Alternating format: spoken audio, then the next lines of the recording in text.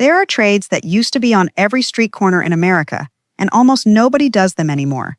Not because the demand disappeared, because the people who knew how to do them retired and nobody replaced them. That gap between everyone still needs this and almost nobody can do it is where the real money is sitting right now. I found 19 of these lost businesses, some dying out, some quietly making a comeback, all of them starving for people, and by the end, you're going to wonder why more people aren't jumping on this. Let's get into it. 19. Elevator mechanics. There are about 1.3 million elevators in the US, and every single one needs constant maintenance, or it stops, or worse. The company that runs Otis Elevators alone employs 45,000 mechanics, and their CEO has said flat out they can't hire fast enough. Median pay is over $100,000 a year, top earners break $150,000, and you don't need a college degree, you need an apprenticeship. Most of the openings aren't from new buildings, they're from mechanics retiring and nobody lining up to replace them. 18. Cobbling, shoe and leather repair. In 1920, there were about 100,000 cobbler shops in America. Today, there are under 4,000, and most of the people running them are past retirement age with nobody to hand the shop to. Meanwhile, secondhand and luxury fashion sales are exploding, and every one of those vintage bags and boots needs someone who can actually fix leather. One founder building a repair startup put it simply, the demand for repair has never been higher, but the supply of people who know how to do it keeps shrinking every year. 17. Vinyl record pressing. People assume vinyl died with cassette tapes. It didn't. It's outselling CDs now, and pressing plants are so backed up that a new album ordered on vinyl today can take 9 to 12 months to actually get pressed. Labels have literally had to delay release dates because there aren't enough working presses in the country. If you can run a pressing machine or you open a small plant, you're not competing for customers. You're rationing them. 16. Film photography development. Ask anyone under 25 and they'll tell you shooting on film is the new cool thing. Grainy, imperfect, real. The problem is, almost every lab that used to develop film shut down in the 2000s when digital took over. The handful of labs still standing are getting flooded with rolls from a generation that never touched film until now, and they can barely keep up. 15. Piano tuning. Every piano, no matter how expensive, drifts out of tune twice a year, guaranteed. The number of working piano tuners has been quietly shrinking for decades, while the number of pianos sitting in homes, churches, and schools hasn't gone anywhere. A tuner with a loyal client list doesn't advertise. They just work through the same houses twice a year, forever, because there's nobody else in town who can do it. 14. Watch and clock repair. Vintage watch collecting has turned into a genuine obsession the last few years.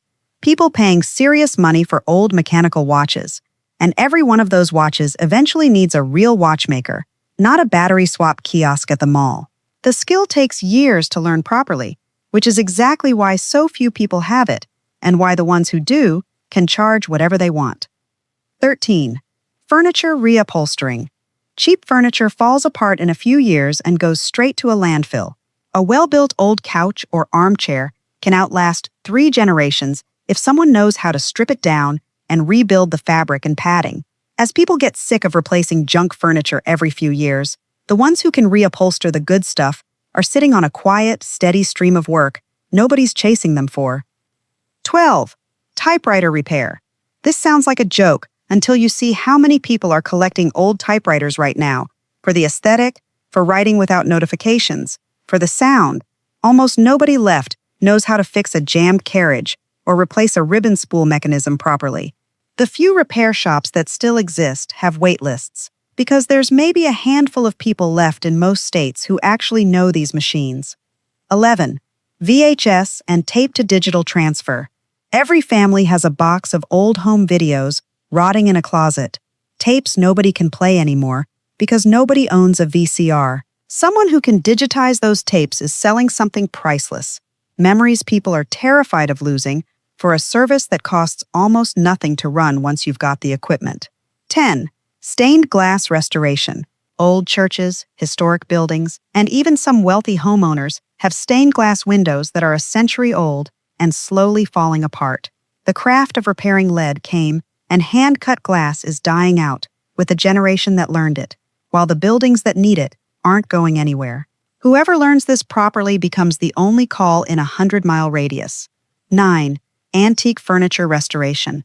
Estate sales and inherited furniture are everywhere right now. As an entire generation passes down heirlooms, nobody quite knows what to do with. Someone who can strip old finish, repair joints, and bring a 100-year-old dresser back to life is turning grandma's ugly old furniture into something worth real money for people who'd otherwise just throw it out. 8. Mobile knife and blade sharpening. Every restaurant kitchen, every butcher shop, every barber has blades going dull constantly, and almost none of them know how to sharpen properly. A root business, showing up on a schedule with a sharpening setup in the back of a van, becomes something these businesses depend on weekly without ever having to think about it. 7. Straight razor barbering. The old-school barbershop, hot towel, straight razor shave is having a real comeback, especially with younger guys who never experienced it and now can't get enough. It's a dying skill that takes real practice to do safely and well, and the barbers who mastered it are commanding premium prices that a regular haircut never could. 6. Neon sign making. For years, everyone switched to cheap LED signs, and the people who knew how to actually bend glass tubing and fill it with neon gas mostly aged out of the trade. Now there's a whole wave of businesses and bars wanting that warm, real neon glow back for the aesthetic, and the few remaining neon benders are backlogged for months. 5. Hand sign painting. Before vinyl decals took over, every storefront sign was painted by hand, letter by letter, by someone with real skill. That trade nearly vanished. Now there's a growing appetite for that handmade, imperfect look again, from coffee shops to boutique storefronts, and the sign painters who never stopped are some of the busiest artisans in their cities. 4. Tailoring and custom alterations. Fast fashion trained an entire generation to just buy new instead of fixing what they own. That's starting to reverse. People want their clothes to actually fit and want to stop throwing things away.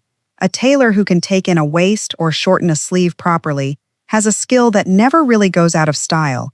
It just went quiet for a while. 3. Chimney sweeping. Most people assume this trade died with Mary Poppins. It didn't.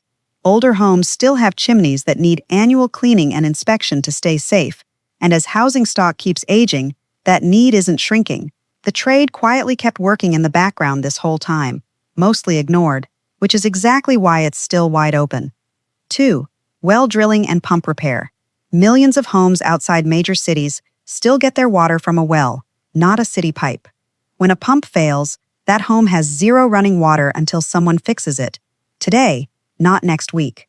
It's unglamorous, physical work, and the people who know it well are often the only option for 50 miles in any direction. 1. This one connects every single business on this list. Every trade you just heard has the exact same story underneath it. Something used to be common. The people who knew how to do it got old and retired, and almost nobody younger stepped in to learn it because it wasn't glamorous and it wasn't trending on anyone's feed. But the need for that skill never actually disappeared. It just went quiet, waiting for someone to notice. That's the real definition of a lost business.